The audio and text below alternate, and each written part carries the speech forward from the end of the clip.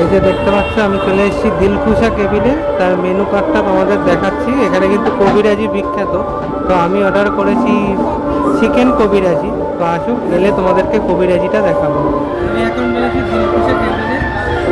তো এখানে এই যে লোকেশনটা হচ্ছে একদম কলেজ স্ট্রিটের যে মোড়, আদি মোহিনীমোহন কালচার, তার ঠিক অপোজিট পাড়ে কিন্তু এই দোকানটা।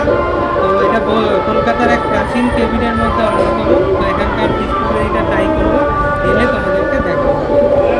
ফাইনালি চলে এসে এই যে চিকেন কবিরাজিটা দেখতে পাচ্ছ, কত বড় সাইজের একটা কবিরাজি দিয়েছে।